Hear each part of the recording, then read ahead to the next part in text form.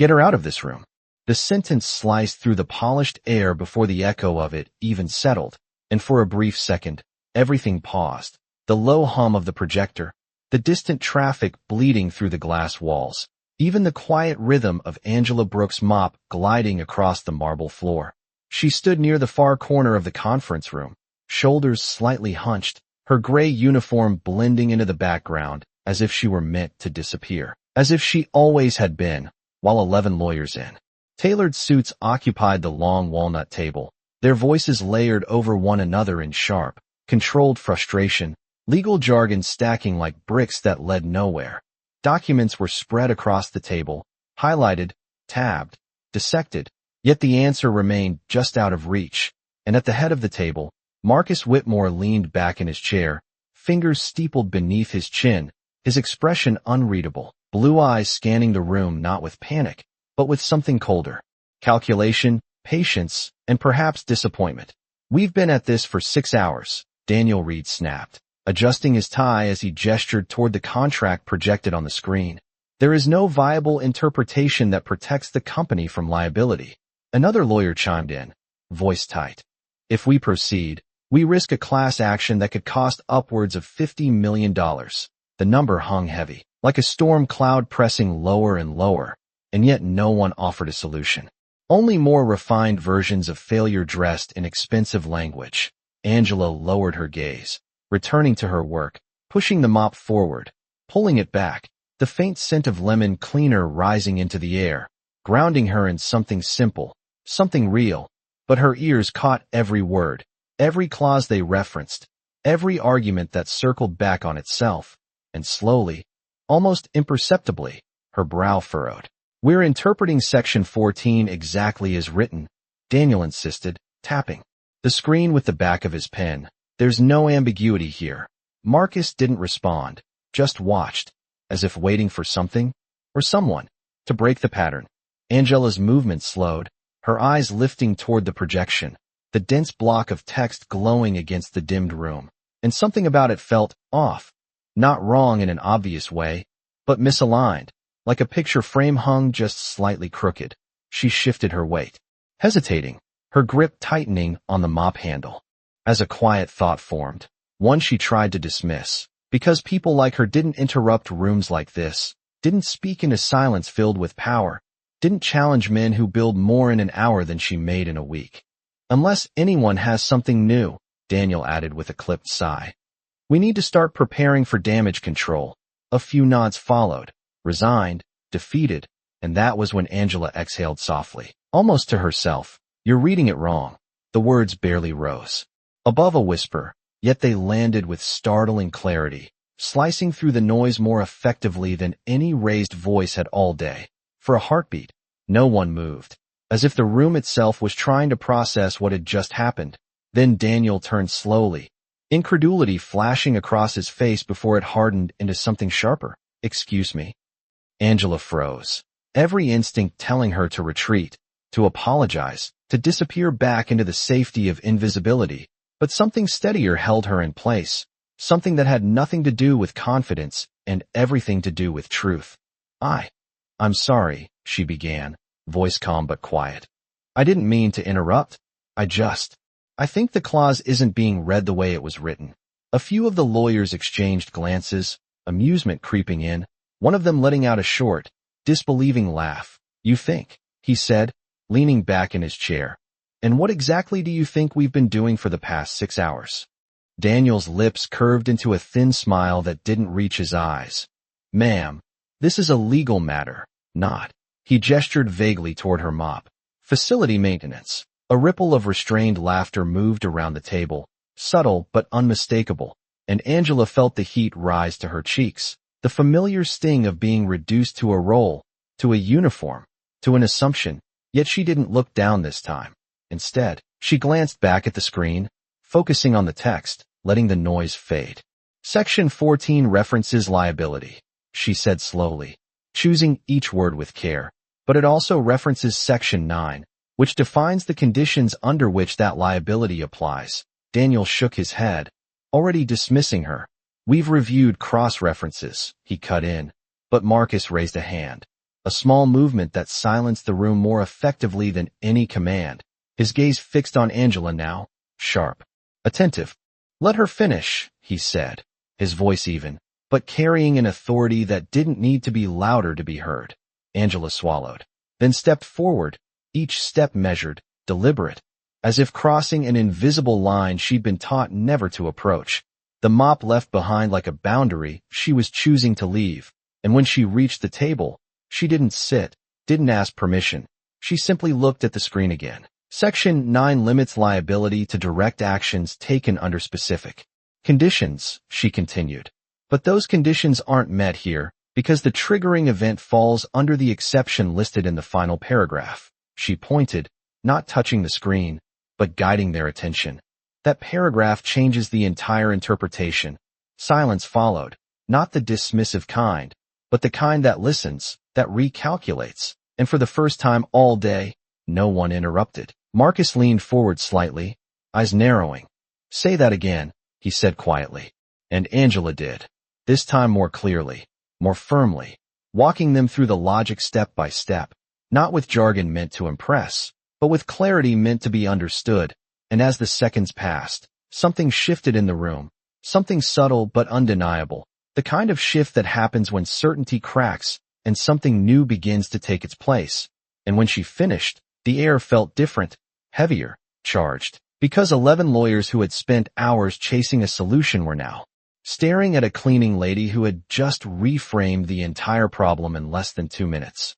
And at the head of the table, Marcus Whitmore slowly stood up, his gaze never leaving her, the silence stretching just long enough to become unbearable before he spoke again, his voice lower now, almost thoughtful.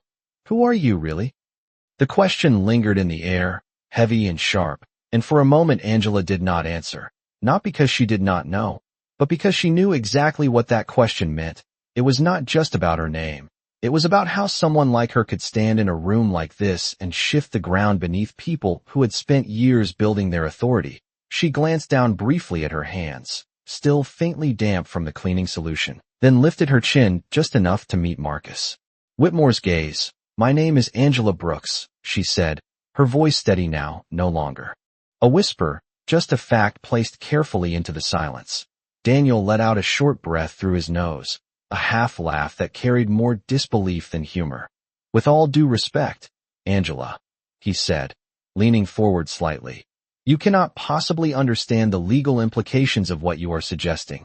But this time, his words did not land the way they had before, because the room had already shifted. Something invisible but undeniable had changed. Marcus did not look at Daniel, did not acknowledge him. His eyes remained on Angela as if recalibrating everything he thought he knew. "Walk me through it again," Marcus said, quieter than before, but somehow more commanding. Angela nodded once, turning her attention back to the screen. She did not rush, did not try to impress. She simply explained, step by step, how the clause had been misread, how the exception altered the scope of liability, how the entire risk they had been calculating did not apply under the actual conditions outlined in the contract. Her voice found a rhythm, calm and precise, and as she spoke, one of the junior lawyers slowly reached for his copy of the document, flipping pages, his eyes scanning rapidly, then stopping, his expression tightening as recognition set in. "Wait," he said under his breath, almost to himself, "she is right." The words were small, but they landed like a crack in glass. Daniel's head snapped toward him. "What did you just say?" The junior lawyer swallowed, then spoke. Louder, more certain. "The exception clause, it limits the exposure. We were applying the wrong framework." The room went still again, but this time the silence was different. It was not dismissive. It was stunned. Marcus straightened slightly, his posture shifting from passive observer to something more engaged, more decisive. "If that interpretation holds," he said slowly, "what does that leave us with?" The junior lawyer exhaled, almost in disbelief. "A fraction of the risk, maybe 5% of what we projected." A murmur spread across the table, low and uncertain, as if no one wanted to be the first to fully accept what had just happened. Daniel's jaw tightened, his confidence slipping just enough to reveal the strain beneath it. "We need to verify that," he said quickly. "We cannot just accept an offhand observation."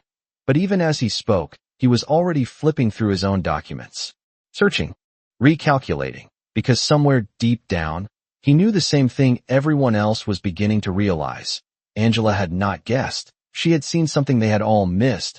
Marcus took a slow breath, then looked back at Angela. Really looked this time. Not at her uniform.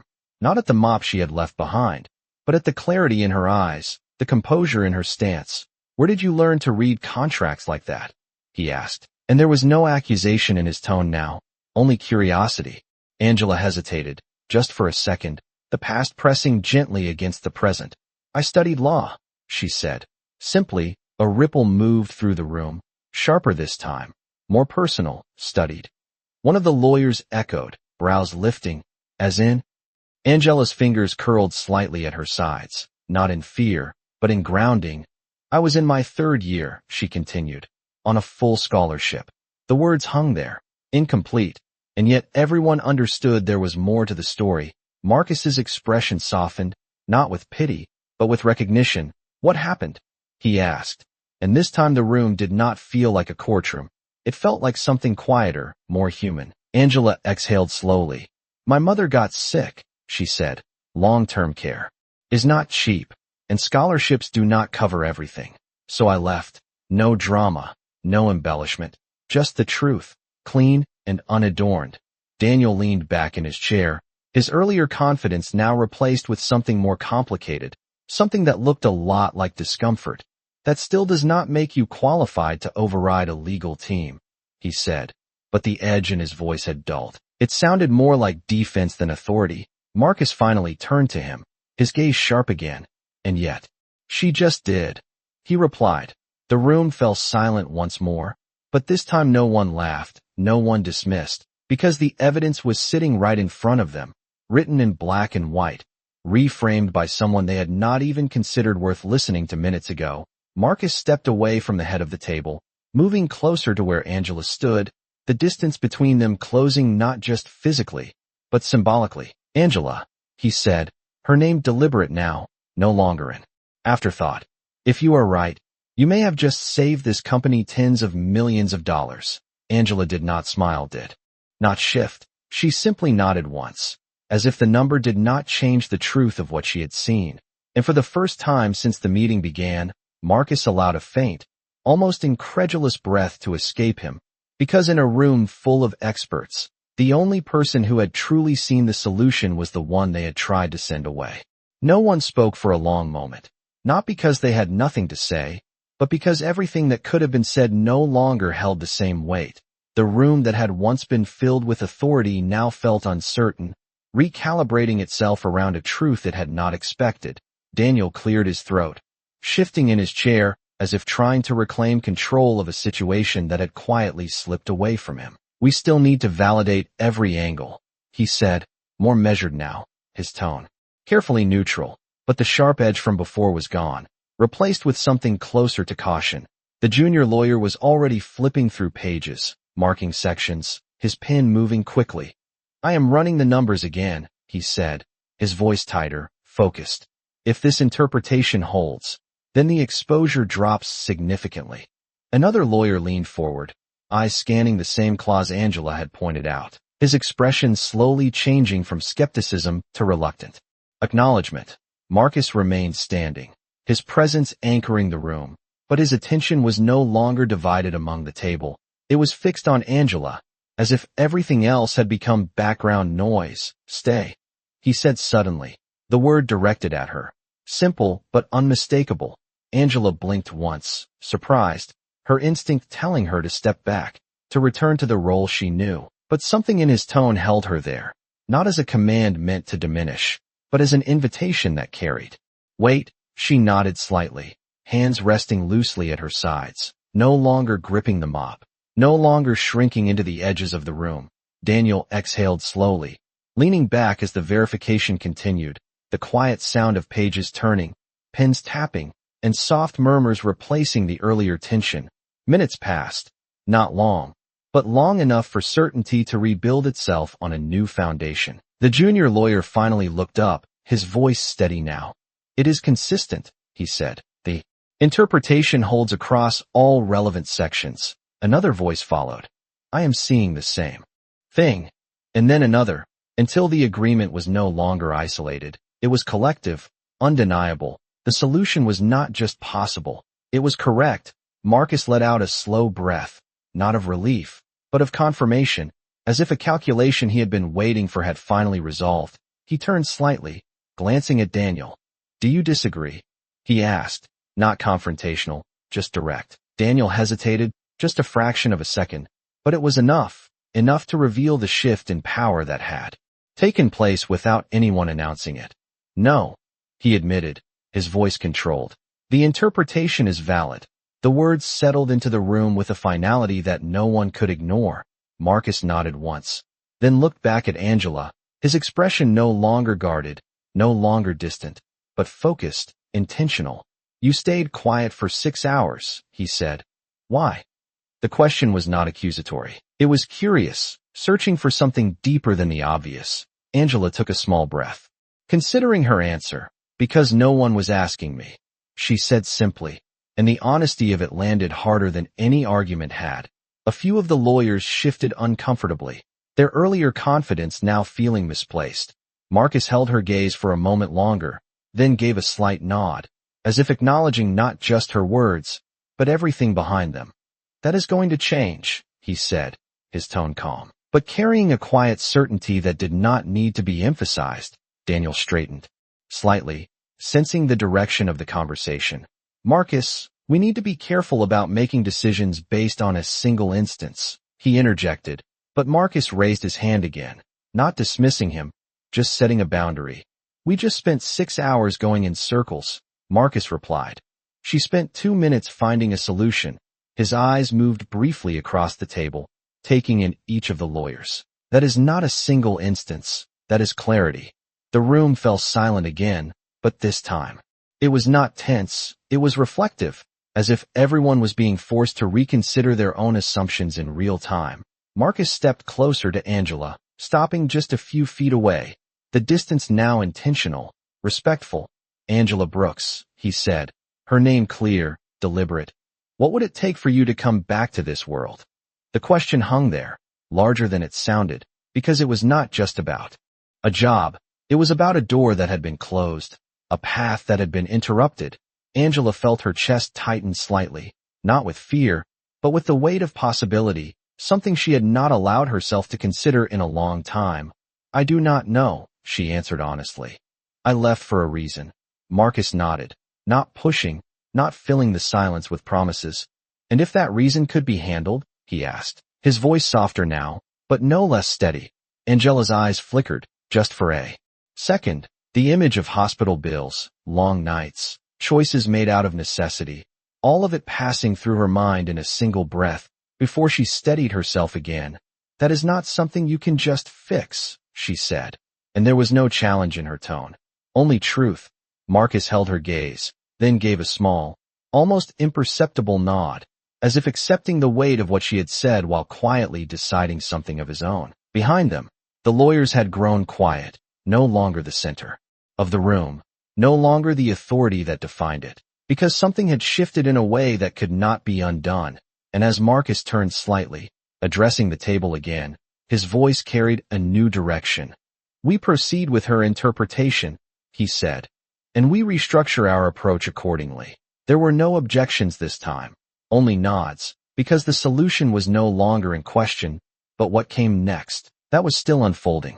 The decision settled over the room like a quiet shift in gravity, subtle but undeniable, and as the lawyers gathered their documents and recalibrated their strategy around Angela's interpretation, the energy that once filled the space with authority now felt different, less certain, more watchful. Marcus remained standing for a moment longer, observing not just the outcome, but the people in front of him. The same team he had trusted for years now moving with a hesitation that had not been there before, and when he finally turned back to Angela, his expression carried something new, not just interest, but intent. Walk with me, he said, not loudly, but clearly enough that it did not sound like a suggestion.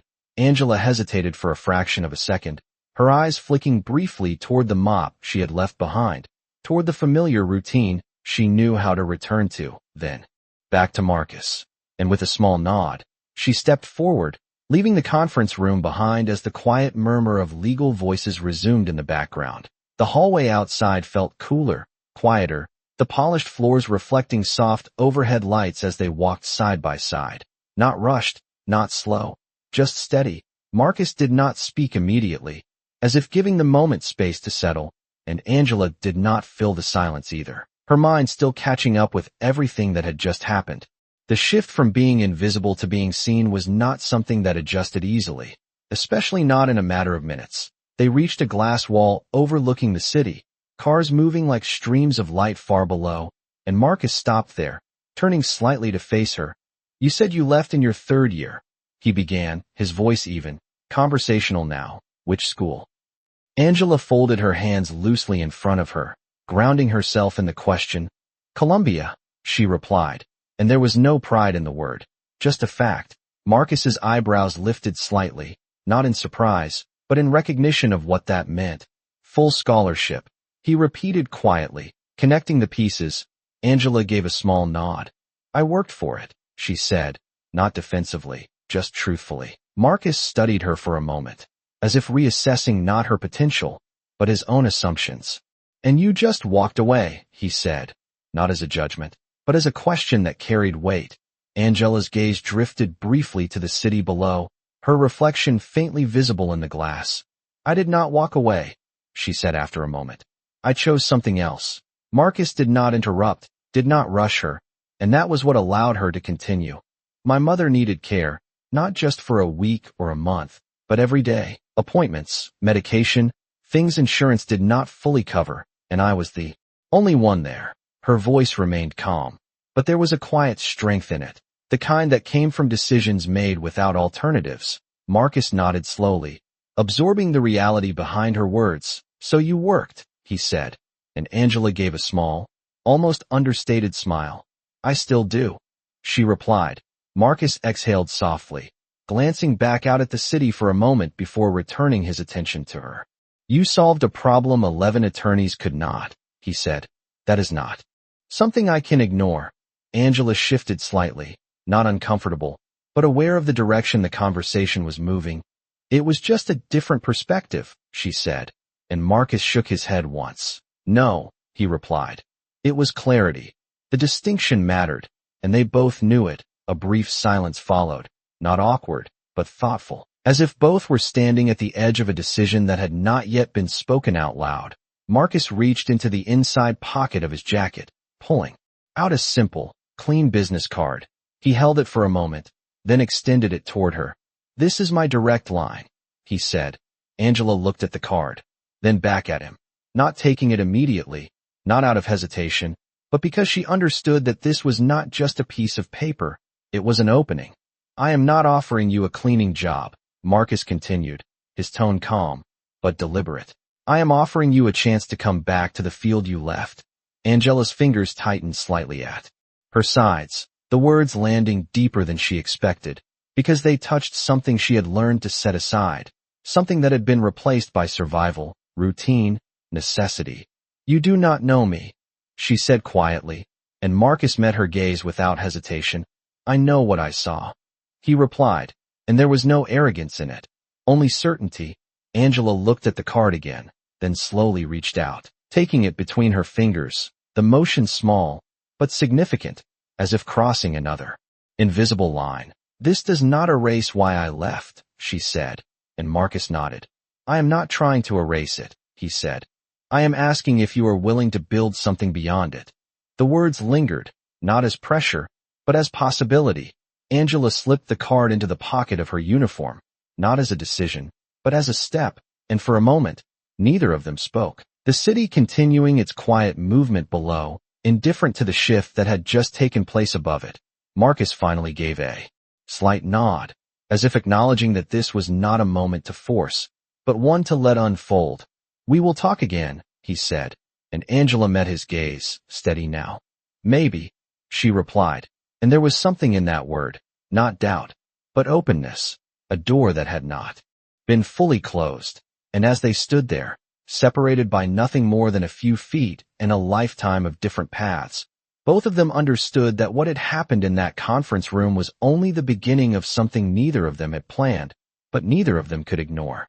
The elevator doors closed with a soft chime, sealing Angela into a silence that felt louder than the conference room she had just left. Her reflection stared back at her from the brushed steel walls, uniform slightly wrinkled, hands still carrying the faint scent of cleaning solution.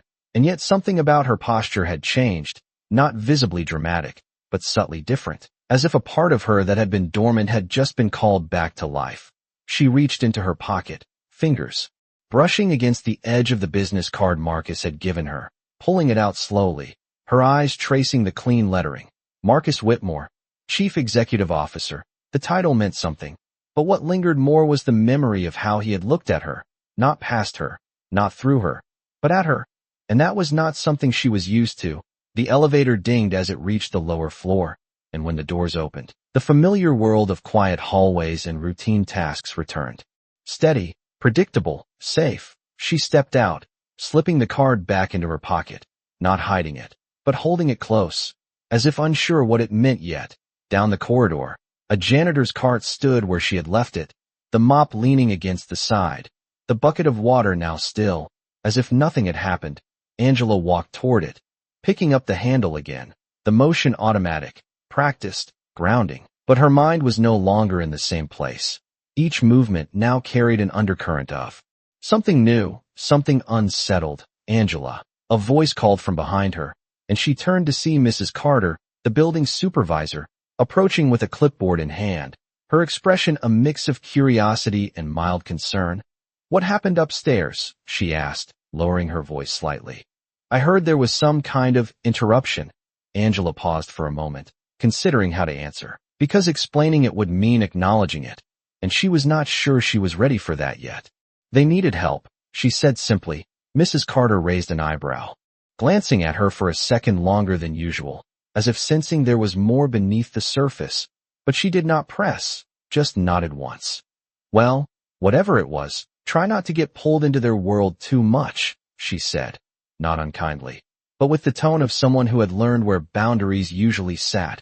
Angela gave a small nod. "I understand," she replied, but even as she said it, something in her knew that the boundary had already shifted. Back upstairs, the meeting had transformed. Voices were calmer now, more focused, the earlier tension replaced with a kind of cautious efficiency. Documents were being reorganized, new notes taken, strategies rewritten, and at the center of it all, Marcus stood near the head of the table, listening, but not leading in the way he had before. His attention split between the conversation and something else, something quieter. Daniel approached him, his expression controlled but tight. "You are seriously considering bringing her in?" he asked, keeping his voice low. Marcus did not look at him immediately, his gaze still on the documents in front of him. "I am considering not ignoring talent when it is right in front of me," he replied. Daniel exhaled, shifting his weight. "She is not vetted. She is not part of this firm. She does not have the credentials to be sitting at this table." Marcus finally turned to him, his expression calm, but firm. "And yet she just solved what your entire team could not," he said, the words not raised, but precise. Daniel's jaw tightened slightly. "One moment does not redefine an entire system," he insisted. Marcus held his gaze for a second longer, then nodded once, as if acknowledging the argument without accepting it. "No," he said, "but it exposes its blind spots." The conversation ended there, not because it was resolved, but because Marcus had already moved past it, his attention shifting back to the work. But the seed of tension remained, subtle, growing. Downstairs, Angela continued her routine, moving from one corridor to the next, the steady rhythm of cleaning providing a familiar structure, but her thoughts kept drifting back, replaying the moment in the conference room, the silence after she spoke, the way the room had changed, the way Marcus had looked at her, and then the question he had asked, what would it take to come back? She paused briefly at a window, looking out at the city, the late afternoon light casting long shadows across the buildings, and for a moment, she allowed herself to imagine it, not the job, not the title, but the feeling of being back in that world, of using her mind the way she once had, of not having to choose between survival and purpose. The thought was both comforting and unsettling. because it opened a door she had learned to close. Her phone buzzed softly in her pocket, pulling her back. To the present, she pulled it out, seeing a message from the clinic, a reminder about her mother's next appointment. The time, the cost, the details that grounded her reality in something concrete, something immediate. Angela exhaled slowly, slipping the phone back into her pocket, her fingers brushing once more against the business card. And this time, she did not take it out.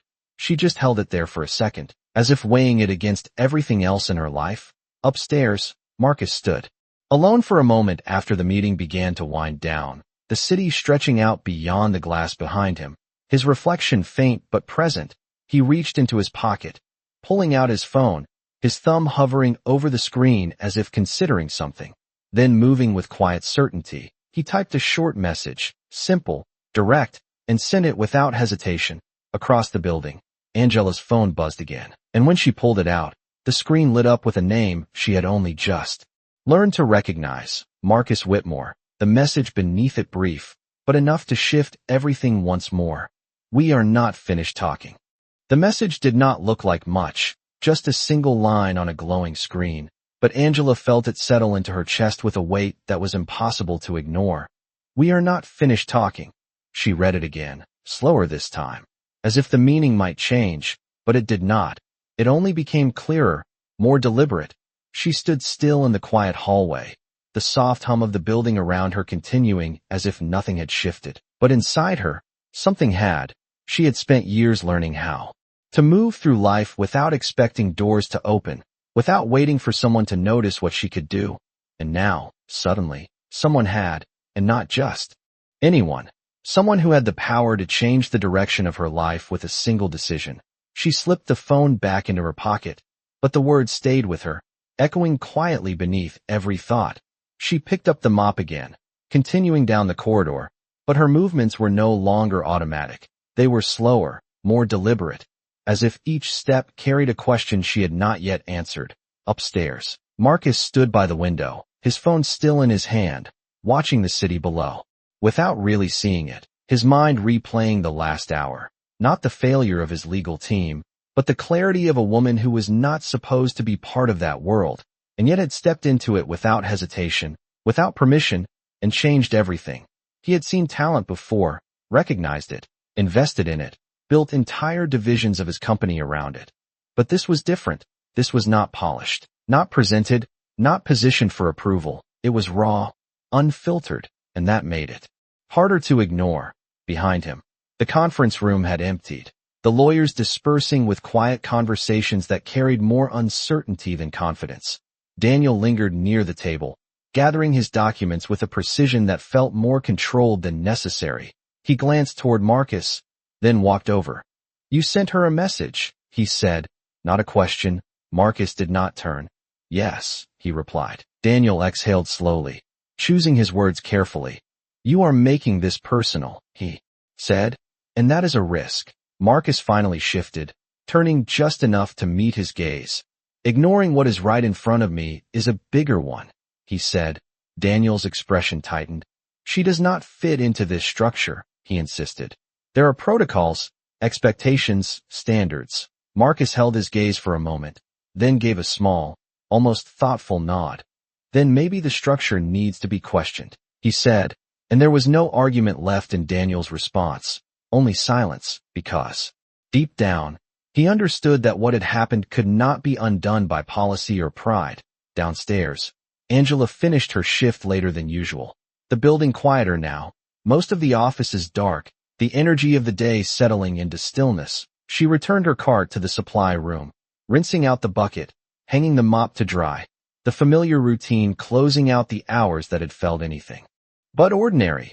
She reached into her pocket once more, pulling out the business card, holding it between her fingers as she leaned lightly against the counter, the fluorescent lights above casting a soft glow over the simple space.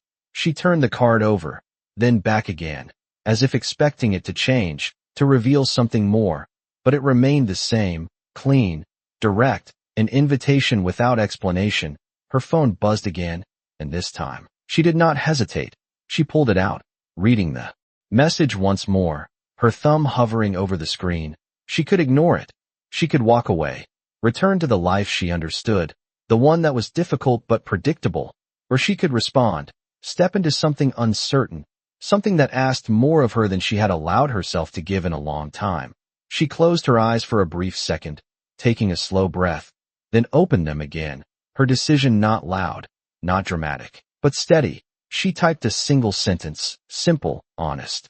When, she read it once, then pressed send before she could reconsider. Upstairs, Marcus's phone lit up almost immediately, and when he saw the message, a faint shift moved through his expression, not surprise, but confirmation, as if he had expected nothing less. He read the word once, then again, before typing his response. Tomorrow, 8 a.m. My office. He sent it without hesitation, because for him, the decision had already been made. Across the building, Angela's phone vibrated softly in her hand, and when she read his reply, she felt something settle into place. Not certainty, not yet, but direction. She slipped the phone back into her pocket, along with the business card, and for the first time that day, she allowed herself a small, quiet exhale. Because tomorrow was no longer just another shift, it was something else entirely. Something she had not planned for, but something she was no longer willing to ignore. The city had not yet fully woken when Angela stepped off the bus the next morning. The air still cool, the streets quieter than usual, as if the world itself had not decided what the day would become. She stood for a moment outside the glass building, looking up at its reflective surface stretching into the early light, and for the first time in a long time, she did not feel invisible standing there. She felt aware of herself, of the choice she was about to make. Her hand slipped briefly into her coat pocket, brushing against the business card, grounding her, reminding her that this was not something she had imagined. This was real. She took a slow breath, then stepped forward, the automatic doors sliding open with a soft motion that felt almost symbolic.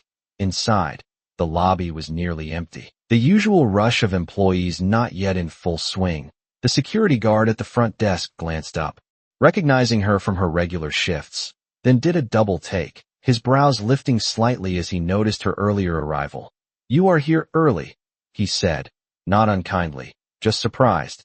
Angela offered a small nod.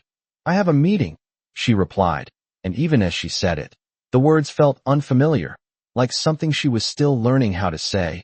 The guard hesitated for a second, then nodded back, stepping aside without further question, and that small moment, that quiet shift in how she was seen, did not go unnoticed. She walked toward the elevators, her steps steady, her posture composed, but beneath it all, her thoughts moved quickly, not in doubt, but in awareness of everything that this moment could become.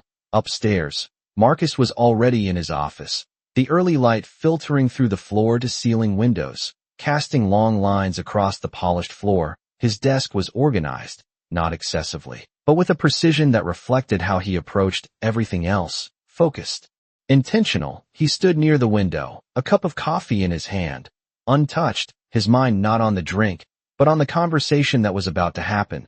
This was not a routine meeting, not a negotiation, not a strategy session. This was something less defined, and that made it more important. A soft knock came at the door, measured, not hesitant, but respectful. Marcus turned slightly. "Come in," he said, his voice calm. And when the door opened, Angela stepped inside, her presence quiet, but not small. She had changed out of her uniform, wearing simple, clean clothes, nothing extravagant, but intentional, as if she understood that this space required a different version of herself. Not someone new, just someone she had not needed to show in a long time.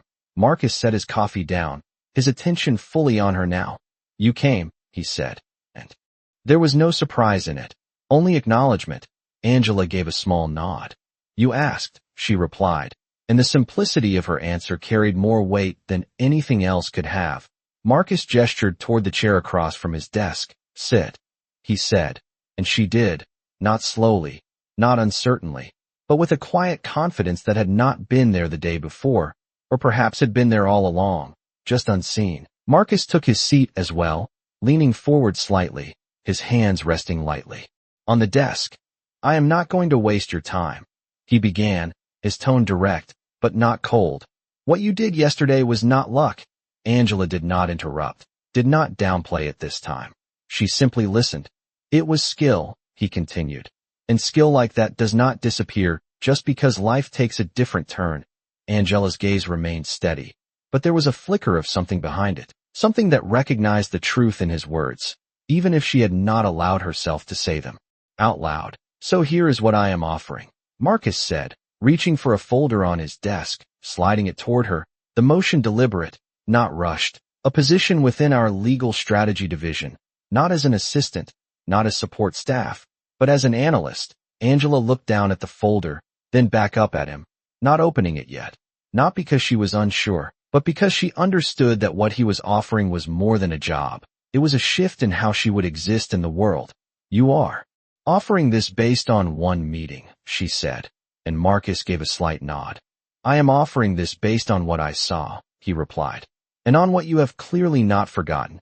Angela's fingers rested lightly on the edge of the folder, but she did not move to open it. Not yet. And the rest of your team? She asked, her voice calm, but direct. Do they see the same thing? Marcus held her gaze for a moment, then answered honestly. Not all of them, he said. But that is not your problem to solve. Angela considered that, the honesty of it, the absence of false reassurance, and something about that mattered more than if he had promised full acceptance, because it meant he understood the reality she would be stepping into. There are still things in my life that do not fit into this, she said, not as a rejection, but as a truth that needed to be acknowledged. Marcus nodded. Then we figure out how to make them fit, he said, not as a vague promise, but as a statement of intent. Angela looked at the folder again, then slowly opened it, her eyes scanning the contents, the details, the structure, the reality of what was being offered. And as she read, the room remained quiet, not tense, not pressured, just waiting, because this was not a decision that could be rushed, not one that should be.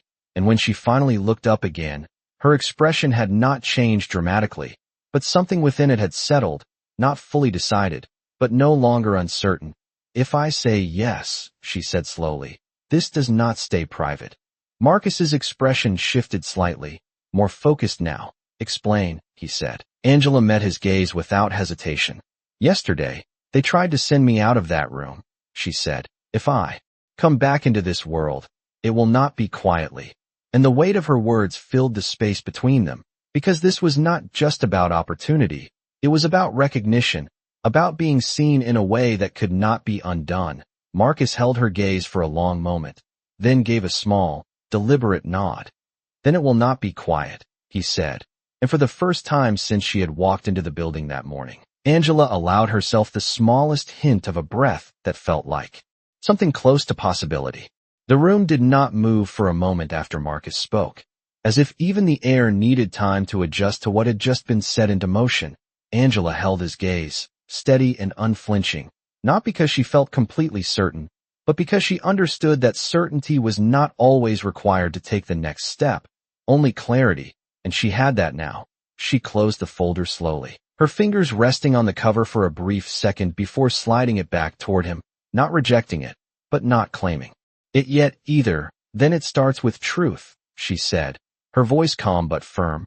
Marcus leaned back slightly in his chair, watching her carefully, not interrupting, not steering, just allowing her to define what that meant. If I walk into that room again, Angela continued, it will not be as someone they overlook, and it will not be as someone who has to prove she belongs every second.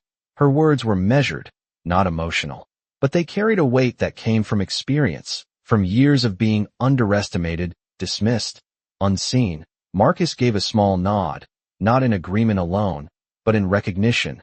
That is reasonable, he said, and the simplicity of his response mattered, because he did not challenge it, did not soften it. He accepted it. Angela studied him for a moment, as if measuring whether his words aligned with his intent, then asked the question that mattered most. And when they pushed back? Marcus's expression did not change. They will, he said. But that is not new. Angela held his gaze, waiting, and Marcus continued. The difference is, this time, they will not be the ones deciding whether you stay. The statement landed quietly, but firmly, and for a moment, neither of them spoke. Because the implication was clear, this would not be easy, it would not be smooth, but it would be different. Angela exhaled slowly, a breath that carried both the weight of her past and the possibility of what was in front of her. Then I will need more than a title, she said. Marcus's eyes narrowed slightly, not in disagreement, but in focus. What do you need? He asked, and this time, there was no hesitation in her answer. Access, she said. To the same information, the same discussions, the same space to speak. Marcus nodded once, immediately. Done, he replied, without conditions, without delay, because to him, that was not a concession, it was a correction. Angela watched him closely, as if confirming that this was real, that this was not just a moment, but a shift, and then, finally, she gave a small nod, not dramatic, not emphasized, but decisive. Then I will come back, she said, and the words settled into the room with a quiet finality. Marcus did not smile, did not react outwardly, but there was a subtle change in his posture, a release of something that had been waiting for that answer. Good, he said simply, then reached for the folder again. Turning it slightly, we will adjust the terms, he added, not just the role, but how it is introduced. Angela tilted her head slightly.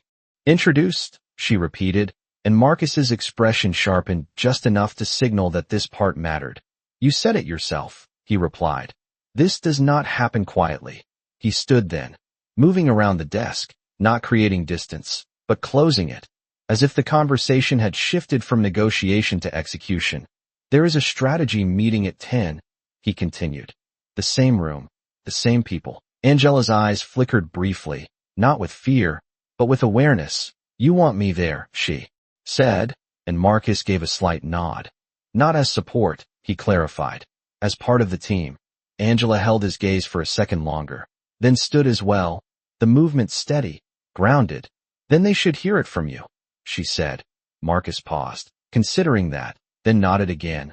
They will, he said, and for a moment, the weight of what was about to happen settled between them, not as pressure, but as inevitability. Downstairs, the building had fully come to life, employees moving through the lobby, conversations overlapping, the rhythm of a normal workday unfolding, unaware of the shift that was about to take place above them.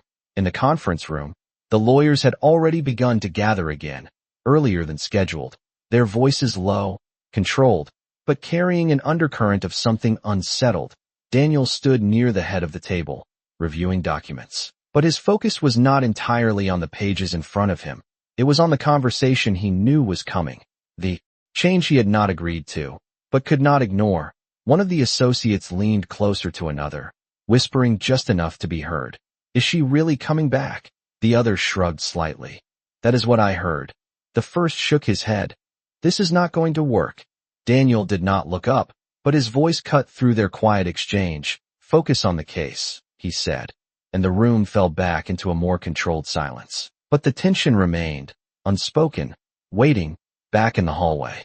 Angela stood just outside the conference room doors, her hand resting lightly at her side, not reaching for the handle yet, not hesitating, just taking a single moment to center herself, to recognize that the step she was about to take was not just into a room, but into a version of her life she had once believed was behind her. She took a slow breath, then lifted her chin slightly, her posture aligning with something deeper than confidence, something closer to self-recognition.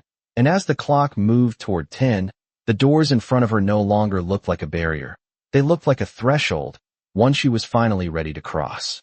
The second hand of the clock clicked into place with a soft, precise sound, and at exactly 10 o'clock, Angela pushed the door open, not forcefully, not hesitantly, just enough to enter as if she had always belonged there.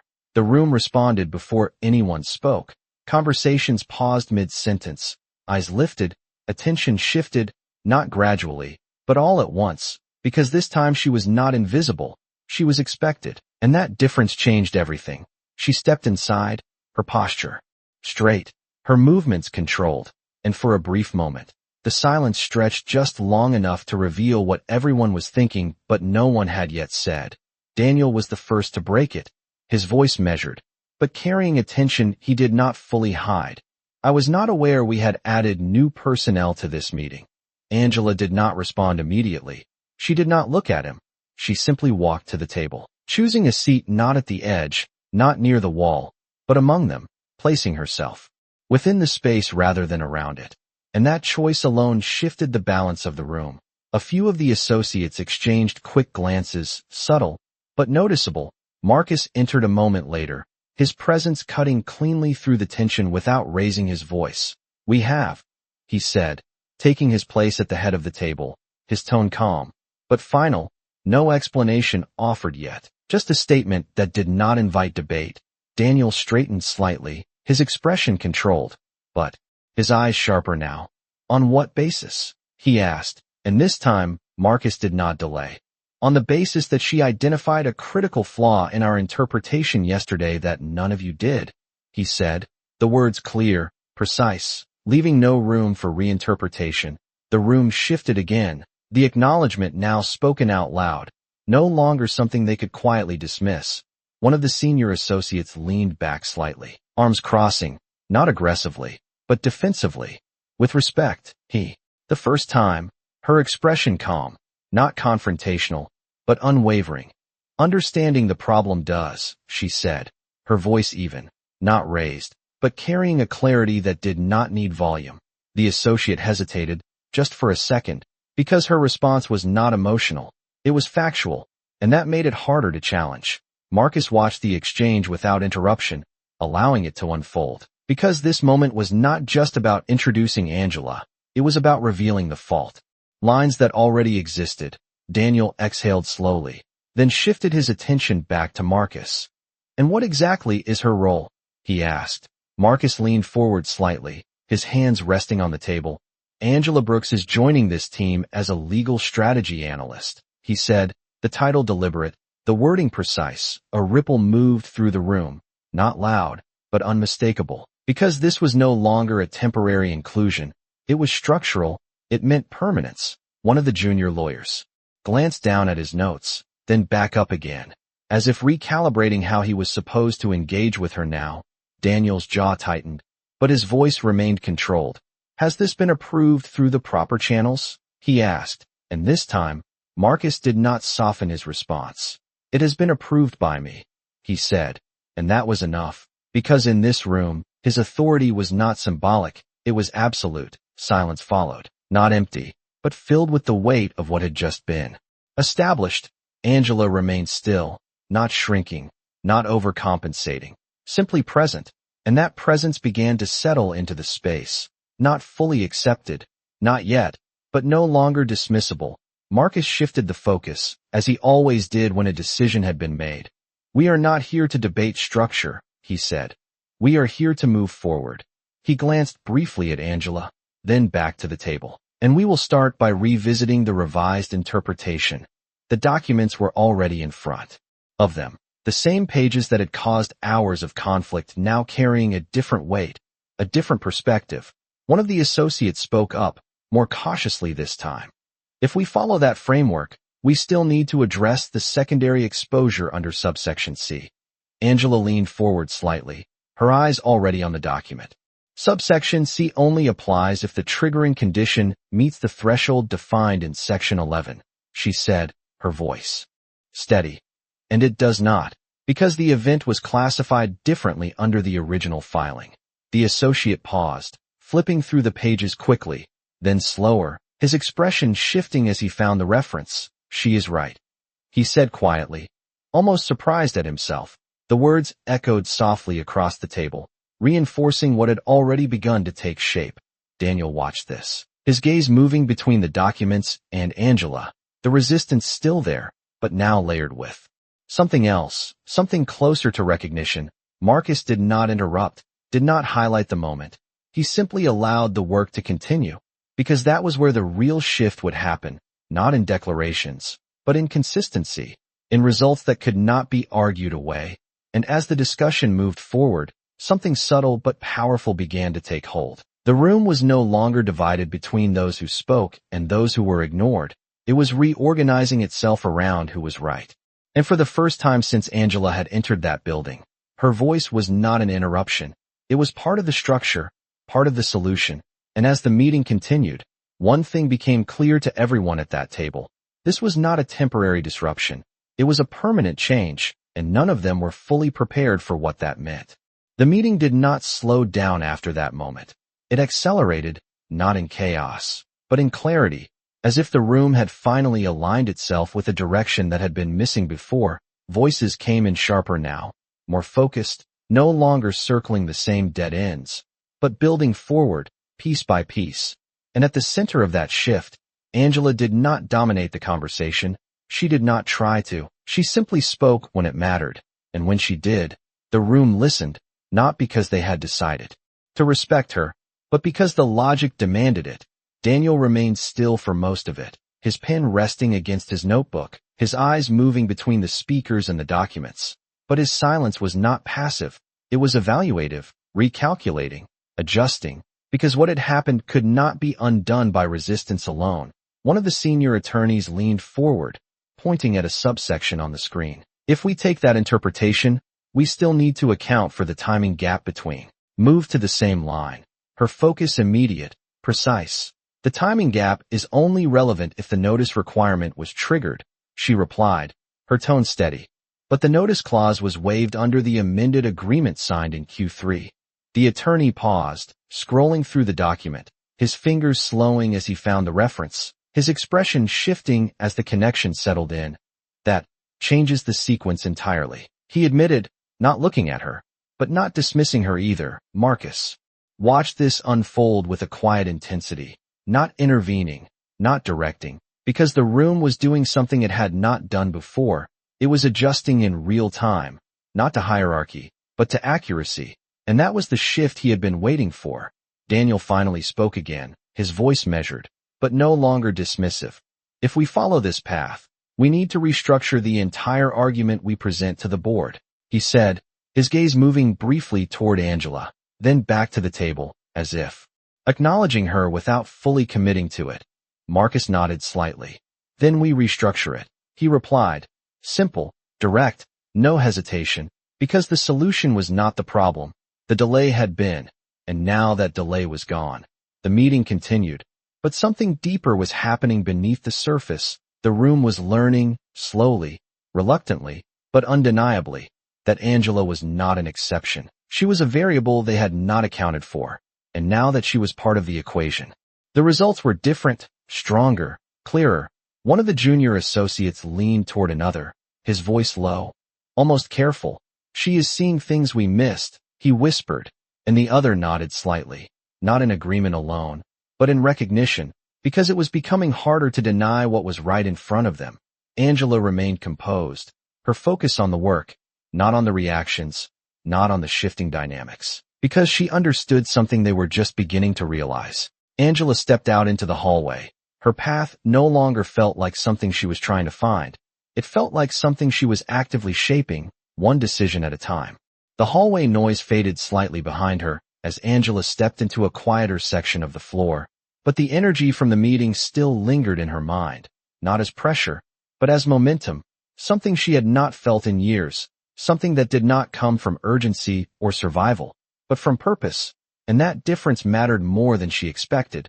She slowed near a window, the city stretching out below in sharp midday light, traffic moving steadily, people crossing streets, life continuing. The words alone. Good, he said, then glanced briefly toward the conference room, where the rest of the team was still finishing their work. They are adjusting, he added. Angela followed his glance, her expression thoughtful. They are not used to being wrong, she said, not critically, just observantly. Marcus allowed the faintest hint of a smile. Most people are not, he replied. A brief silence settled between them, not uncomfortable, but reflective, as if both were measuring what had already changed and what was still to come. Angela shifted her weight slightly, then looked back at him. You said they would test me, she said. Marcus nodded. They will, he confirmed. Angela's expression did not change, but her posture did, just slightly, more grounded, more certain. Then I will give them something consistent to test, she said, and the simplicity of her statement carried a quiet strength that did not need emphasis. Marcus studied her for a moment, then gave a small nod, as if confirming that she understood exactly what this would require. Consistency changes perception, he said. Angela met his gaze. So does truth, she replied, and for a second, neither of them spoke. Because the two ideas were not in conflict, they were aligned. Marcus shifted his attention slightly, his tone returning to something more practical. "There is a board review in 48 hours, he said. "This case will be at the center of it." Angela nodded once, already understanding the implication. "You want me there," she said. Marcus did not hesitate. "Yes," he replied. "Not in the background, not observing, but presenting." Angela held his gaze, the weight of that request settling in, not as pressure, but as expectation. "Then I will need time with the full file," she said. Marcus nodded immediately. "You will have it," he replied, then added, "and access to anything else you need." Angela considered that for a moment, then gave a small, decisive nod. "Then I will be ready," she said. Marcus watched her for a second longer, then spoke again, his tone slightly different now, less formal, more direct. "There is one more thing," he said. Angela's eyes narrowed slightly, attentive. "The way this is introduced to the board matters," he continued. "Not just for the case, but for you." Angela's expression remained steady, but there was a subtle shift in her focus. "Meaning?" she asked. "Marcus."